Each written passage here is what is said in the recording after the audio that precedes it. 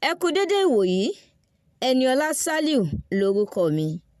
Èyí làwọn ìròyìn tó jẹyọ nínú ìwé ìròyìn The Matrix tó jáde lónìí ọjọ́ Ẹtì Friday ọjọ́ Karùn-Ún oṣù Kẹrin ọdún 2024. Lágbo òṣèlú, lórí ètò ọrọ̀ ajé orílẹ̀-èdè yìí, Ààrẹ Tinubu rọ àwọn iléeṣẹ́ aládàáni fún ìfọwọ́sowọ́pọ̀.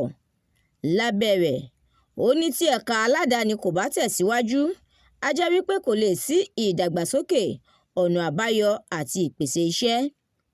Ó ní òun kò ní àwáwí kankan tóun kò bá lè mú ìlérí ṣẹ fún àwọn ọmọ orílẹ̀-èdè yìí.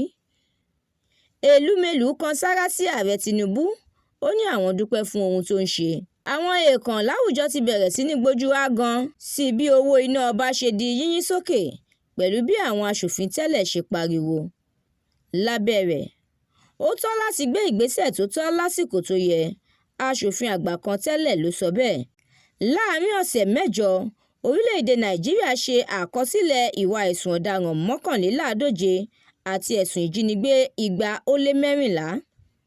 Lábẹ́ rẹ̀, ó ní àwọn afurasí tó dín díẹ̀ ní 4,000 ní ọwọ́ ti tẹ̀ nígbà táwọn gba àwọn 1,400 kúrò ní àkàtà àwọn ajínigbé.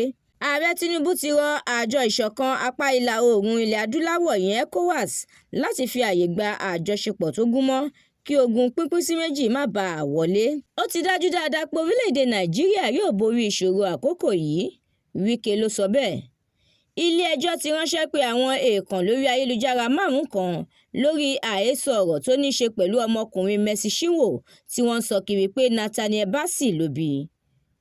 Ẹgbẹ́ agbábọ́ọ̀lù Chelsea fìyà jẹ Man U pẹ̀lú àmì ayò 4-3 nínú ìdíje English Premier League. Àdúrà mọ́mi Balógun ló ṣòǹgbùfọ̀ ìròyìn yìí. Èmi Ẹniọlá Sálíù ni mo kà fún yín láti inú ìwé ìròyìn The Matrix. Ẹ darapọ̀ lórí Facebook, Instagram, TikTok, YouTube àti X láti jẹ̀gbádùn àwọn ìròyìn lóníranran síwájú sí i. Òní á sàn wá o.